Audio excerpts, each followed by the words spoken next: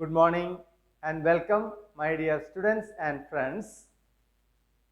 നമ്മളിപ്പോൾ പഠിച്ചുകൊണ്ടിരിക്കുന്നത് പ്ലസ് വണ്ണിലെ ഫസ്റ്റ് ചാപ്റ്ററായ ബിസിനസ്, ട്രേഡ് ആൻഡ് കോമേഴ്സ് ആണ്. നമ്മൾ നേരത്തെ പഠിച്ചതുപോലെ ഈ ചാപ്റ്ററിനെ രണ്ട് സെക്ഷൻസ് ആയിട്ട് ഡിവൈഡ് ചെയ്തിട്ടുണ്ട്. ഫസ്റ്റ് സെക്ഷൻ എന്ന് പറയുന്നത് it deals with history of trade and commerce in ancient India. Second section deals with nature and concept of business. First session is already over.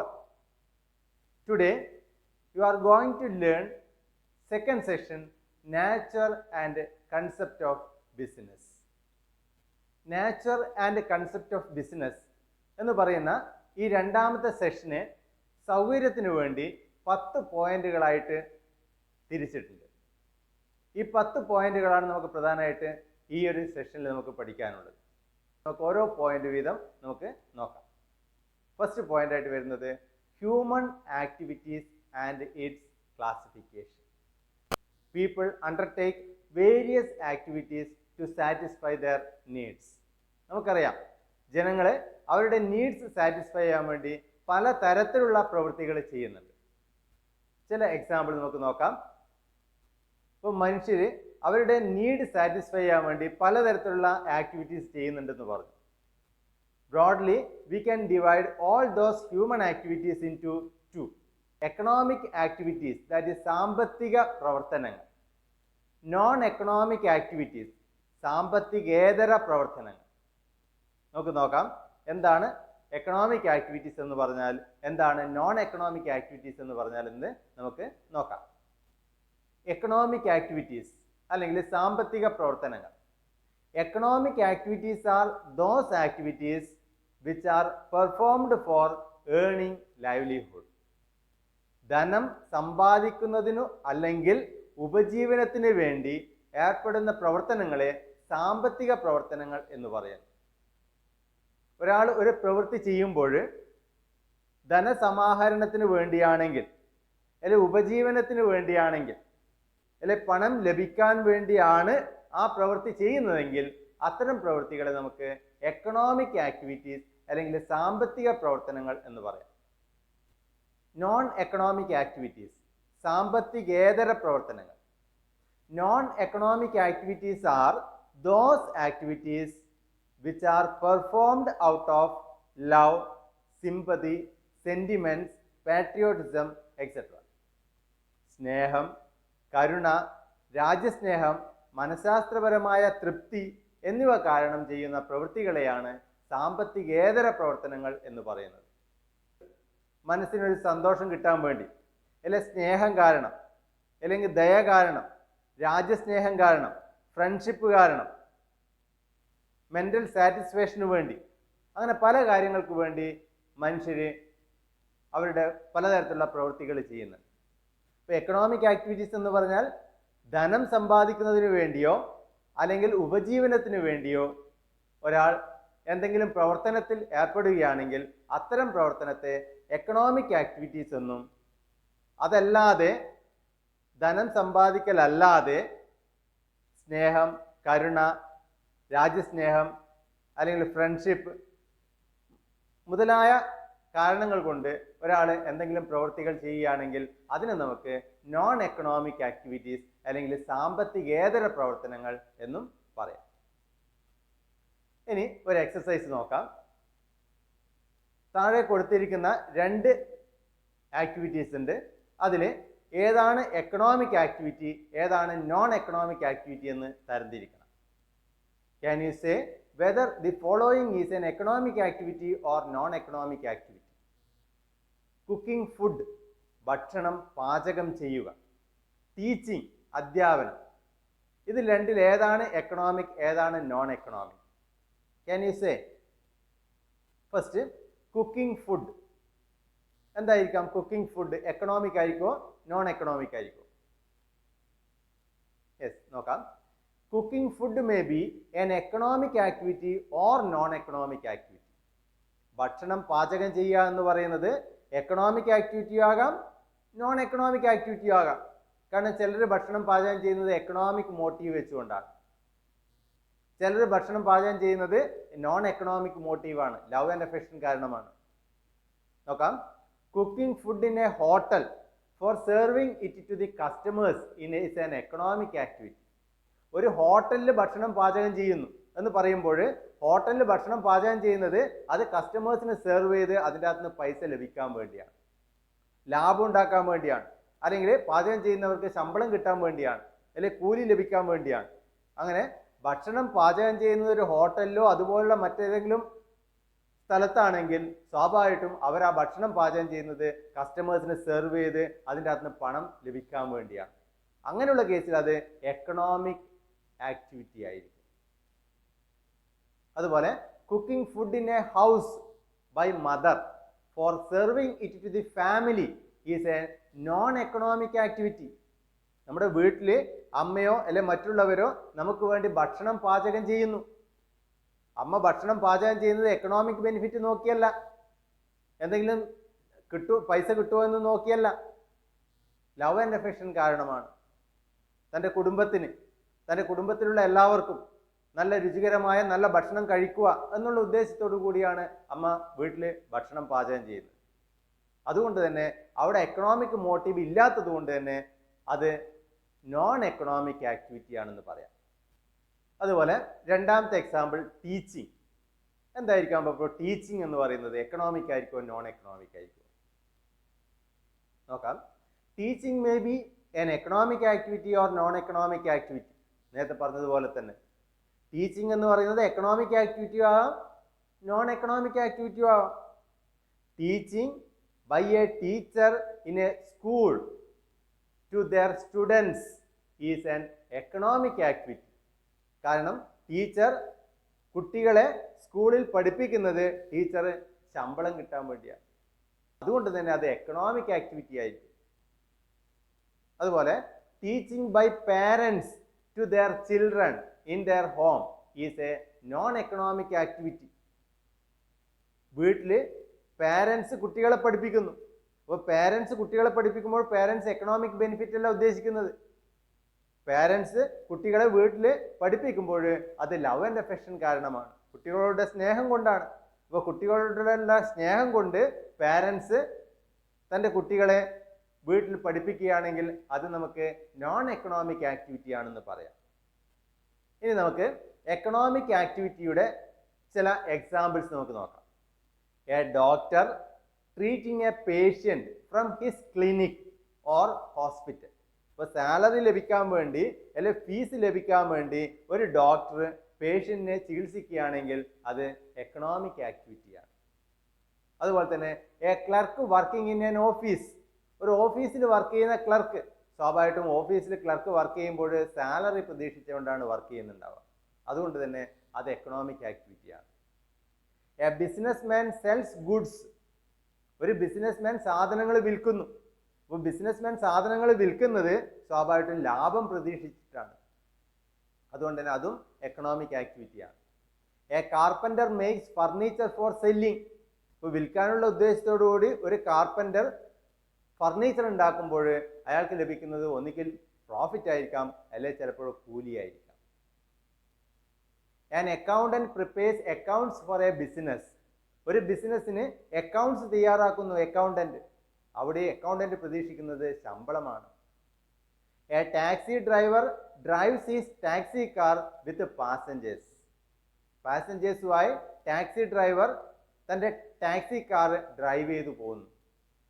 ഇപ്പോൾ ടാക്സി ഡ്രൈവർ അവിടെ പ്രതീക്ഷിക്കുന്നത് taxi fair ആണ്. ഇതൊക്കെ economic activities ആണ്. അപ്പോൾ ഇതിലൊക്കെ economic motive ഉണ്ട്. ഒന്നുകിൽ ഫീസ് പ്രതീക്ഷിക്കുന്നുണ്ടാവും, അല്ലെങ്കിൽ സാലറി ആയിരിക്കാം, ലാഭമായിരിക്കാം, കൂലിയായിരിക്കാം, അല്ലെങ്കിൽ ഫെയർ ആയിരിക്കാം, അല്ലെങ്കിൽ പല പേരിൽ അറിയപ്പെടാം. ഇത്തരം എക്കണോമിക് മോട്ടീവിന് വേണ്ടി ആക്ടിവിറ്റീസ് ചെയ്യുകയാണെങ്കിൽ അതിനെ എക്കണോമിക് ആക്ടിവിറ്റി എന്ന് നമുക്ക് പറയാം.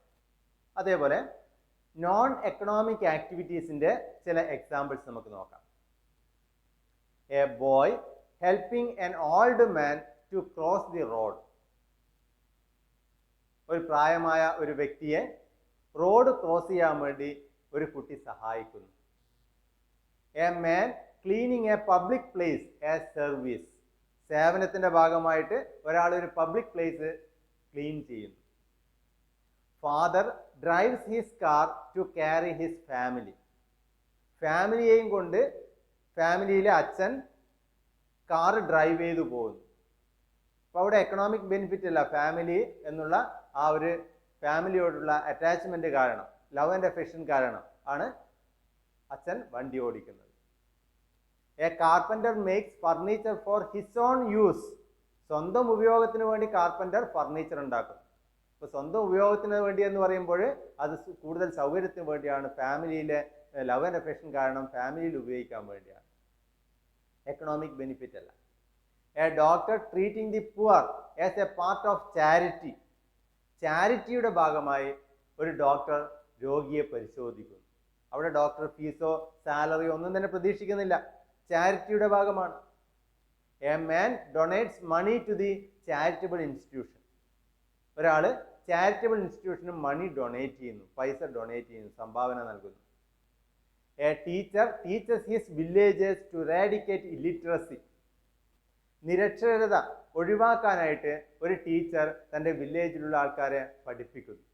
ഇതൊക്കെ എക്കണോമിക് മോട്ടീവ് പ്രതീക്ഷിക്കാതെ ചെയ്യുന്ന ആക്ടിവിറ്റീസ് ആണ്. അതുകൊണ്ട് തന്നെ ഇതിനെയൊക്കെ നോൺ എക്കണോമിക് ആക്ടിവിറ്റീസ് എന്ന് പറയാം. ഇപ്പോൾ ഹ്യൂമൻ ആക്ടിവിറ്റീസിനെ നമുക്ക് ബ്രോഡായിട്ട് രണ്ടായിട്ട് ക്ലാസിഫൈ ചെയ്തു, economic activities and non economic activities. ഇനി എക്കണോമിക് ആക്ടിവിറ്റീസിനെ നമുക്ക് വീണ്ടും ക്ലാസിഫൈ ചെയ്യാം into 3: business, profession and employment. Classification of economic activities. Economic activities may be classified into business, profession and employment. Next നമുക്ക് നോക്കാം business. The term business is derived from the word busy. Thus business means being busy. Business എന്ന പദം തിരക്കിലാണ്, ബിസിയാണ് എന്ന വാക്കിൽ നിന്നാണ് ഉരുത്തിരിഞ്ഞത്. അതുകൊണ്ട് തന്നെ ബിസിനസ് എന്ന് പറയുമ്പോൾ ബിസി എന്നാണ് അർത്ഥം, തിരക്ക് എന്നാണ് അർത്ഥം. Business refers to those economic activities which are connected with the production or purchase and sale of goods or supply of services with the main objective of earning profit. ലാഭം ഉണ്ടാക്കുക എന്ന ലക്ഷ്യത്തോടെ സാധനങ്ങൾ ഉൽപ്പാദിപ്പിക്കുകയോ വാങ്ങിക്കുകയോ ചെയ്തുകൊണ്ട് വിൽപ്പന നടത്തുകയും അതുപോലെ സേവനങ്ങൾ പ്രദാനം ചെയ്യുകയും ചെയ്യുന്ന സാമ്പത്തിക പ്രവർത്തനങ്ങളെയാണ് ബിസിനസ് എന്നതുകൊണ്ട് അർത്ഥമാക്കുന്നത്. ഇപ്പോൾ ബിസിനസ് എന്ന് പറഞ്ഞാൽ that is N economic activity. കാരണം ബിസിനസ് ചെയ്യുമ്പോൾ പ്രതീക്ഷിക്കുന്നത് ലാഭമാണ്. ഇപ്പോൾ ബിസിനസ് എന്ന് പറയുന്നത് പ്രൊഡക്ഷൻ ഓഫ് ഗുഡ്സ് ആണ്, സാധനങ്ങൾ ഉൽപ്പാദിപ്പിക്കുക, അല്ലെങ്കിൽ സാധനങ്ങൾ വാങ്ങിക്കുക, വിൽക്കുക, അല്ലെങ്കിൽ സേവനങ്ങൾ പ്രൊവൈഡ് ചെയ്യുക. അങ്ങനെ സാധനങ്ങൾ ഉൽപ്പാദിപ്പിക്കുകയോ വാങ്ങിക്കുകയോ വിൽക്കുകയോ ചെയ്യുകയാണെങ്കിൽ, അതുപോലെ സേവനങ്ങൾ പ്രൊവൈഡ് ചെയ്യുകയും ചെയ്യുകയാണെങ്കിൽ അതിനെ നമുക്ക് ബിസിനസ് എന്ന് പറയും. അപ്പോൾ ബിസിനസ്സിൽ ബിസിനസ്മാൻ അവിടെ പ്രതീക്ഷിക്കുന്നത് ലാഭമാണ്. ലാഭം പ്രതീക്ഷിച്ചുകൊണ്ട് ചെയ്യുന്ന ഇത്തരം ആക്ടിവിറ്റീസിനെ മാത്രമേ നമുക്ക് ബിസിനസ് എന്ന് പറയാൻ വേണ്ടി പാടുള്ളൂ. That to it must be conducted on a continuous basis. ഈ ആക്ടിവിറ്റി കണ്ടിന്യൂസ് ആയിട്ട് ചെയ്യുന്നുണ്ടെങ്കിൽ മാത്രമേ അതിനെ ബിസിനസ് എന്ന് പറയാൻ വേണ്ടി പാടുള്ളൂ. നമുക്ക് നോക്കാം അതിൻ്റെ കൂടുതൽ ക്യാരക്ടറിസ്റ്റിക്സ് നമുക്ക് നോക്കാം. Characteristics of business activity.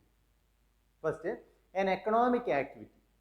The main objective of a business is to earn profit.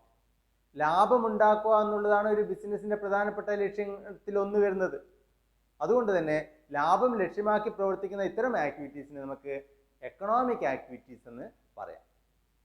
Second, production or procurement of goods and services. Every business either produces or acquires goods for sale.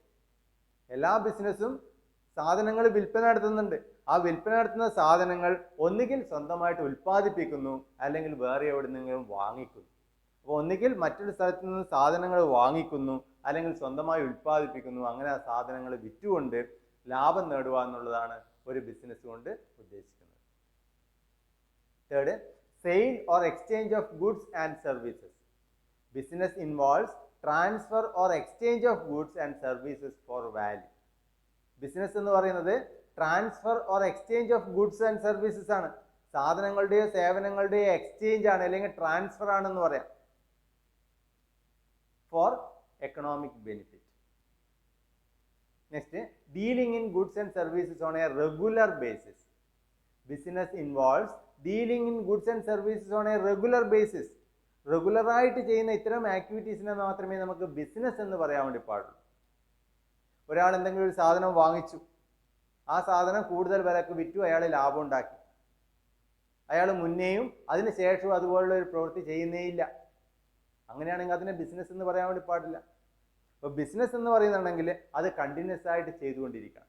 അപ്പോൾ continuous ആയിട്ട് ചെയ്യുന്ന ഇത്തരം ആക്ടിവിറ്റീസിനെ മാത്രമേ നമുക്ക് business എന്ന് പറയാൻ വേണ്ടി പാടുള്ളൂ, അല്ല എങ്കിൽ ബിസിനസ് എന്ന് വിളിക്കില്ല.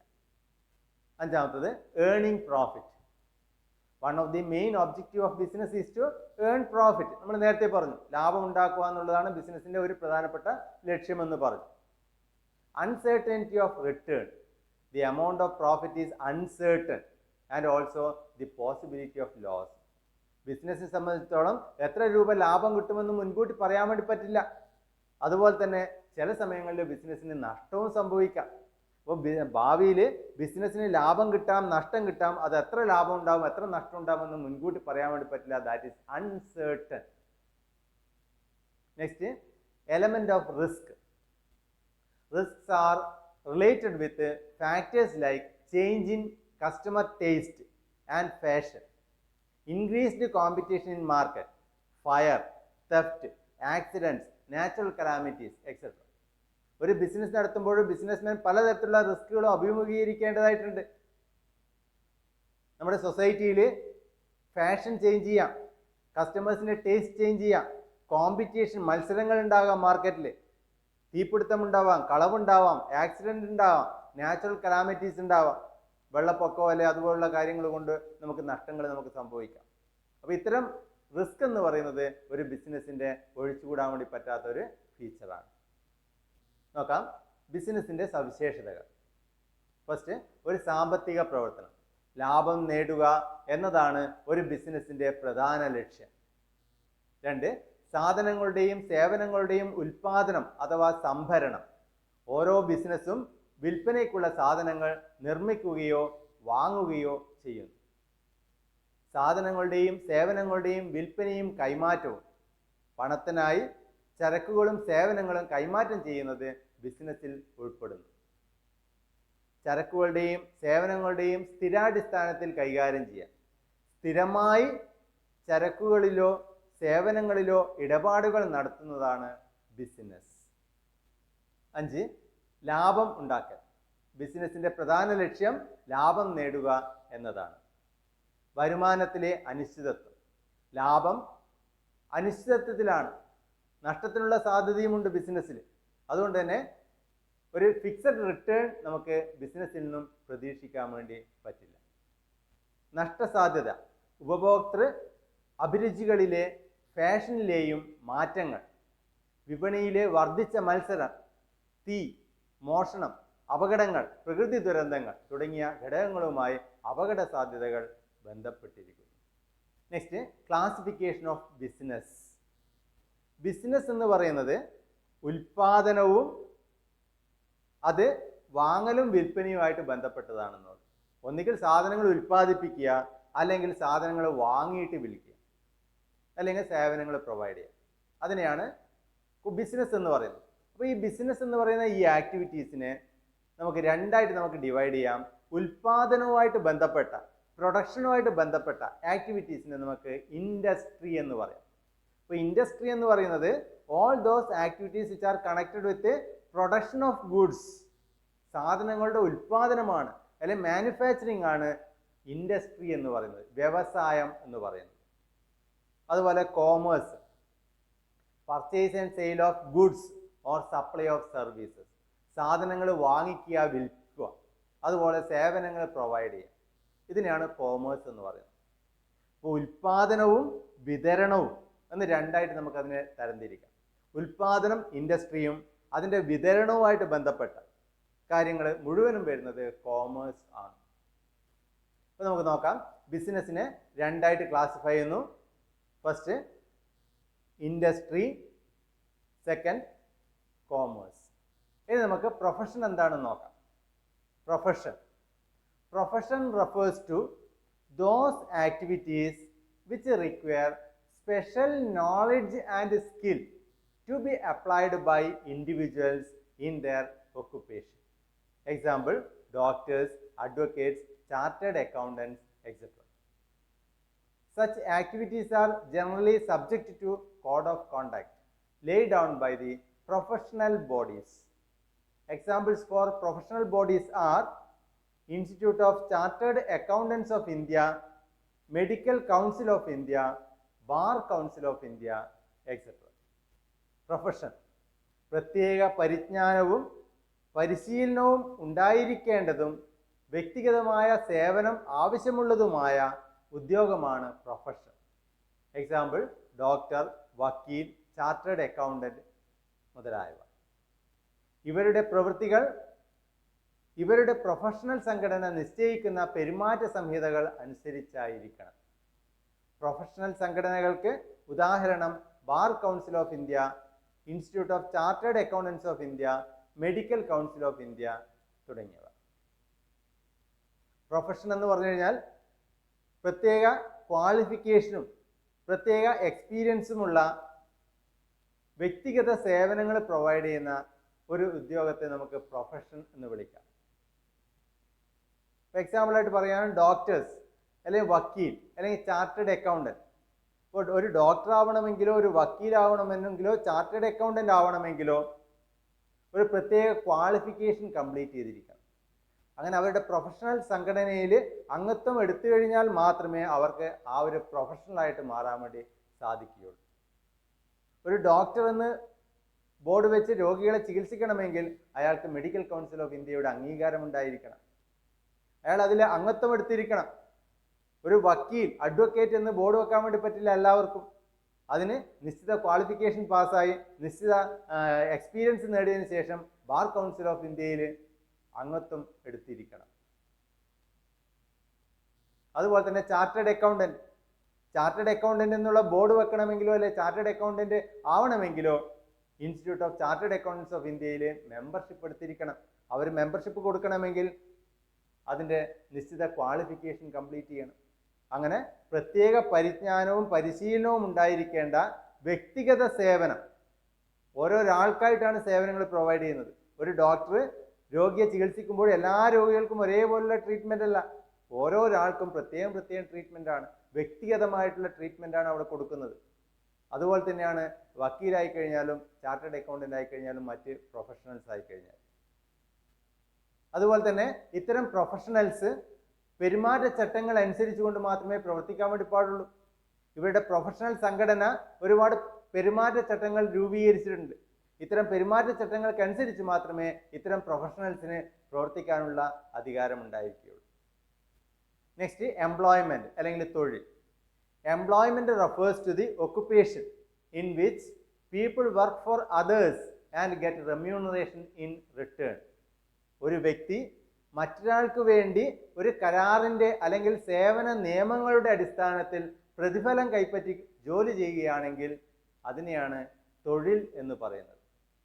അപ്പോൾ ശമ്പളം പ്രതീക്ഷിച്ചുകൊണ്ടോ കൂലി അല്ലെങ്കിൽ വേജസ് പ്രതീക്ഷിച്ചുകൊണ്ടോ ഒരാൾ മറ്റൊരാളുടെ കീഴിൽ സേവനങ്ങൾ പ്രൊവൈഡ് ചെയ്യുകയാണെങ്കിൽ അല്ലെങ്കിൽ ജോലി ചെയ്യുകയാണെങ്കിൽ അതിനെയാണ് നമ്മൾ പറയുന്നത് തൊഴിൽ അല്ലെങ്കിൽ എംപ്ലോയ്മെന്റ് എന്ന് പറയുന്നത്. നെക്സ്റ്റ് നമുക്ക് നോക്കാം business, profession and employment. Mode of establishment. Business, entrepreneur's decision. Businessman തീരുമാനിക്കുകയാണ് എനിക്ക് ബിസിനസ് ചെയ്യണമെന്ന്, എങ്കിൽ അയാൾക്ക് ബിസിനസ് സ്റ്റാർട്ട് ചെയ്യാം. Profession, membership of a professional body. ഒരാൾക്ക് ഒരു സുപ്രഭാതത്തിൽ വിചാരിക്കാൻ പറ്റില്ല ഞാനൊരു പ്രൊഫഷണൽ ആണെന്ന്. അതിന് നിശ്ചിത ക്വാളിഫിക്കേഷൻ പാസ്സാകണം. അതിനുശേഷം ആ പ്രൊഫഷണൽ ബോഡിയിൽ അംഗത്വം എടുത്തിരിക്കണം. അങ്ങനെ പ്രൊഫഷണൽ ബോഡിയിൽ അംഗത്വമുള്ള ആൾക്ക് മാത്രമേ ആ പ്രൊഫഷനായിട്ട് മാറാൻ വേണ്ടി സാധിക്കുകയുള്ളൂ. അതുപോലെ എംപ്ലോയ്മെന്റ് ആണെങ്കിൽ അപ്പോയിൻമെന്റ് ലെറ്റർ ആൻഡ് സർവീസ് എഗ്രിമെന്റ്. ആ ഒരു ബിസിനസ്സിൽ നിന്നും ഒരു അപ്പോയിൻമെന്റ് ലെറ്റർ നമുക്ക് കിട്ടണം, എങ്കിൽ മാത്രമേ നമുക്ക് ആ ജോലി ചെയ്യാൻ വേണ്ടി സാധിക്കുകയുള്ളൂ. Second point, nature of work. Business ആണെങ്കിൽ goods and services to the public. ജനങ്ങൾക്ക് സാധനങ്ങളും സേവനങ്ങളും പ്രൊവൈഡ് ചെയ്യുക എന്നുള്ളതാണ് ബിസിനസിന്റെ പ്രധാനപ്പെട്ട വർക്ക് എന്ന് പറയുന്നത്. പ്രൊഫഷൻ ആണെങ്കിൽ പ്രൊഫഷണലൈസ്ഡ് എക്സ്പേർട്ട് സർവീസ് പ്രൊവൈഡ് ചെയ്യുക. പ്രൊഫഷണലൈസ്ഡ് ആയിട്ടുള്ള എക്സ്പേർട്ട് സേവനങ്ങളാണ് ഒരു പ്രൊഫഷണൽ പ്രൊവൈഡ് ചെയ്യുന്നത്. ഒരു ഡോക്ടറായി കഴിഞ്ഞാലോ വക്കീലായി കഴിഞ്ഞാലോ ചാർട്ടേഡ് അക്കൗണ്ടന്റ് ആയി കഴിഞ്ഞാലോ പേഴ്സണലൈസ്ഡ് സർവീസാണ്, എക്സ്പേർട്ട് സർവീസാണ്. അവരതിൽ എക്സ്പേർട്ട് ആയിരിക്കും. Employment work as per service contract.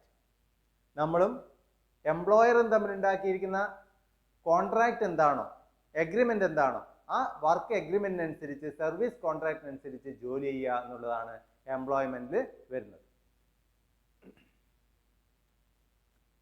Next qualification. Business ചെയ്യാൻ എന്തായിരിക്കും ക്വാളിഫിക്കേഷൻ വേണ്ടത്? Minimum qualification. യെസ്, ഒരു ബിസിനസ് ചെയ്യാൻ വേണ്ടി നോ മിനിമം ക്വാളിഫിക്കേഷൻ. മിനിമം ഇത്ര ക്വാളിഫിക്കേഷൻ വേണമെന്ന് യാതൊരു നിർബന്ധവുമില്ല. Profession, qualification and training as prescribed by the professional body. Professional body നിശ്ചയിക്കുന്ന എഡ്യൂക്കേഷൻ ക്വാളിഫിക്കേഷനും ട്രെയിനിങ്ങും പൂർത്തീകരിച്ചു കഴിഞ്ഞാൽ മാത്രമേ ആ പ്രൊഫഷണൽ ബോഡി ഒരാൾക്ക് പ്രൊഫഷണൽ ആയിട്ടുള്ള മെമ്പർഷിപ്പ് കൊടുക്കുകയുള്ളൂ. അപ്പോൾ ക്വാളിഫിക്കേഷനിൽ ഒരു പ്രിസ്ക്രൈബ്ഡ് ക്വാളിഫിക്കേഷൻ ഉണ്ടായിരിക്കണം, അതുപോലെ ട്രെയിനിങ് കംപ്ലീറ്റ് ചെയ്യണം. അതിനുശേഷം മാത്രമേ മെമ്പർഷിപ്പിന് അപേക്ഷിക്കാൻ വേണ്ടി സാധിക്കുകയുള്ളൂ. അങ്ങനെ മെമ്പർഷിപ്പ് കിട്ടിക്കഴിഞ്ഞാൽ മാത്രമേ ആ പ്രവൃത്തി തുടങ്ങാൻ വേണ്ടി കഴിയുകയുള്ളൂ. Employment, qualification and training as prescribed by the employer. Employer പറയുന്നതിനനുസരിച്ചാണ്. എംപ്ലോയർ നിശ്ചയിക്കുകയാണ് എൻ്റെ ഈ ജോലി ചെയ്യാൻ വേണ്ടി SSLC ആണ്, അല്ലെങ്കിൽ 8ാം ക്ലാസ് ആണ്, അല്ലെങ്കിൽ ഡിഗ്രിയാണ് വേണ്ടത്, അല്ലെങ്കിൽ മറ്റൊന്നും ക്വാളിഫിക്കേഷനാണ് വേണ്ടത്. എംപ്ലോയർ എന്താണോ നിശ്ചയിക്കുന്നത് ആ ക്വാളിഫിക്കേഷനാണ് അവിടെ ആവശ്യമായിട്ടുള്ളത്. Next reward or return. ഒരു ബിസിനസ് ചെയ്യുമ്പോൾ എന്തായിരിക്കും നമുക്ക് കിട്ടുന്ന പ്രതിഫലം? റിട്ടേൺ ആയിട്ട് എന്തായിരിക്കും കിട്ടുക? യെസ്, ബിസിനസ് ചെയ്താൽ നമുക്ക് കിട്ടുന്നത് ലാഭമായിരിക്കും. പ്രൊഫഷൻ, ഒരു പ്രൊഫഷണൽസിന് എന്തായിരിക്കും കിട്ടുക? ഡോക്ടർക്ക് എന്തായിരിക്കും ലഭിക്കുക? സാധാരണയായിട്ട് ഫീസ് ആയിരിക്കും ലഭിക്കുക. പ്രൊഫഷണൽ ഫീ എന്നാണ് പറയുക. എംപ്ലോയ്മെന്റ്, ഒരു ജോലി ചെയ്യുമ്പോൾ എന്താ കിട്ടുക? യെസ്, സാലറി അല്ലെങ്കിൽ വേജസ്. ഇപ്പോൾ റിവാർഡ് അല്ലെങ്കിൽ റിട്ടേൺ എന്ന് പറയുന്നത് ബിസിനസ് ചെയ്യുമ്പോൾ പ്രോഫിറ്റ് കിട്ടും, പ്രൊഫഷണൽ ആണെങ്കിൽ ഫീസ് കിട്ടും, എംപ്ലോയ്മെന്റ് ആണെങ്കിൽ സാലറി അല്ലെങ്കിൽ വേജസ് ലഭിക്കും. Next capital investment. ബിസിനസ് ആണെങ്കിൽ required as per size and nature of business. ഒരു ബിസിനസ് സംബന്ധിച്ചിടത്തോളം ആ ബിസിനസിന്റെ സൈസ് എത്രമാത്രമുണ്ട്, അതിൻ്റെ നാച്ചർ എന്താണ്, അതിനനുസരിച്ച് ക്യാപിറ്റൽ അല്ലെങ്കിൽ നിക്ഷേപം ആവശ്യമാണ്. പ്രൊഫഷണൽ ആണെങ്കിൽ ലിമിറ്റഡ് ക്യാപിറ്റലേ വേണം. ചെറിയൊരു ഓഫീസ് ഓപ്പൺ ചെയ്യണം. അങ്ങനെ ചെറിയൊരു ഓഫീസ് ഓപ്പൺ ചെയ്തുകൊണ്ട് അയാൾക്ക് അവിടെ പ്രൊഫഷണലായിട്ട് പ്രാക്ടീസ് ചെയ്യാം. എംപ്ലോയ്മെന്റ് ആണെങ്കിൽ ഒരു തൊഴിലാളിയെ സംബന്ധിച്ചിടത്തോളം ക്യാപിറ്റൽ ഒന്നും ആവശ്യമില്ല. അപ്പോൾ മുതലാളിയാണ് ക്യാപിറ്റൽ ഇറക്കുന്നത്. അപ്പോൾ no capital required. Risk, business ആണെങ്കിൽ മോർ റിസ്ക് ആണ്, കൂടുതൽ റിസ്ക് ആണ് ബിസിനസ് സംബന്ധിച്ചിടത്തോളം. പ്രൊഫഷണൽ ആണെങ്കിൽ സം റിസ്ക്, കുറച്ച് റിസ്ക് ഉണ്ട്, എന്നാൽ ബിസിനസിനെ പോലെ അത്ര റിസ്ക് ഇല്ല. എംപ്ലോയ്മെന്റ് ആണെങ്കിൽ നോ ഓർ ലിറ്റിൽ റിസ്ക്, വളരെ കുറച്ച് റിസ്ക് മാത്രമേ ഉള്ളൂ എന്ന് പറയാം. Next transfer of interest. ബിസിനസ്സിനെ സംബന്ധിച്ചിടത്തോളം അയാളുടെ ബിസിനസ് അയാൾക്ക് വേറെ ആൾക്ക് ട്രാൻസ്ഫർ ചെയ്യാം. അത് പോസിബിൾ ആണ്. അയാൾ ഇന്ന് വരെ ചെയ്തുകൊണ്ടിരിക്കുന്ന ബിസിനസ് അയാൾ ഇന്ന് തീരുമാനിക്കുകയാണ് എൻ്റെ ബിസിനസ് വേറെ ആൾക്ക് ഞാൻ കൈമാറാമെന്ന്. അങ്ങനെ വേറെ ആൾക്ക് കൈമാറുന്നതിന് വേറെ തടസ്സങ്ങളൊന്നുമില്ല. പ്രൊഫഷണൽ ആണെങ്കിൽ നോട്ട് പോസിബിൾ. കാരണം പ്രൊഫഷണൽ ആവണമെങ്കിൽ അയാൾക്ക് നിശ്ചിത ക്വാളിഫിക്കേഷൻ വേണം, നിശ്ചിത എക്സ്പീരിയൻസ് വേണം, പ്രൊഫഷണൽ ബോഡിയിൽ അംഗത്വവും വേണം. അങ്ങനെ പ്രൊഫഷണൽ ബോഡിയിൽ അംഗത്വം കിട്ടിക്കഴിഞ്ഞാൽ ആ അംഗത്വം വേറെ ആൾക്ക് കൈമാറാൻ വേണ്ടി പറ്റില്ല. അതുപോലെ തന്നെ എംപ്ലോയ്മെന്റ് ആണെങ്കിലും അത് സാധിക്കില്ല. എംപ്ലോയറുടെ പെർമിഷൻ ഇല്ലാതെ ഒരാൾക്ക് പകരം വേറെ ആളെ അയാളുടെ ഇഷ്ടപ്രകാരം അയക്കാൻ വേണ്ടി അനുവാദമില്ല. Code of conduct. ബിസിനസ്സിലാണെങ്കിൽ നോ കോഡ് ഓഫ് കോണ്ടാക്ട്. ബിസിനസ്സിന് അങ്ങനെ ആചാര സംഹിത ഒന്നും തന്നെ ഇല്ല, പെരുമാറ്റച്ചട്ടങ്ങളൊന്നുമില്ല ബിസിനസ്സിന്. പ്രൊഫഷണൽ കോഡ് ഓഫ് കോണ്ടാക്ട് ഉണ്ടാവും. Professional associations code of conduct നിശ്ചയിച്ചിട്ടുണ്ടാകും. അതിനനുസരിച്ച് മാത്രമേ പ്രൊഫഷണൽസിന് പ്രവർത്തിക്കാൻ വേണ്ടി അനുവാദമുള്ളൂ. Employment, norms of behaviour laid down by the employer. എംപ്ലോയ്മെന്റിനെ സംബന്ധിച്ചിടത്തോളം എംപ്ലോയർ നിശ്ചയിക്കുന്ന റൂൾസ് ആൻഡ് റെഗുലേഷൻസിൻ്റെ അത്തരം റൂൾസ് ആൻഡ് റെഗുലേഷൻസ് അനുസരിച്ച് മാത്രമേ എംപ്ലോയിക്ക് വർക്ക് ചെയ്യാനുള്ള പെർമിഷൻ ഉള്ളൂ. നെക്സ്റ്റ് ഒരു ടേബിൾ ഫോർമാറ്റിലുള്ള കമ്പാരിസൺ ആണ് ബിസിനസ്, പ്രൊഫഷൻ ആൻഡ് എംപ്ലോയ്മെൻറ്റ്. ഇതോടുകൂടി ഇന്നത്തെ ക്ലാസ് ഇവിടെ അവസാനിക്കുകയാണ്. ഇന്നത്തെ ക്ലാസ് എല്ലാവർക്കും ഇഷ്ടപ്പെട്ടെന്ന് കരുതുന്നു.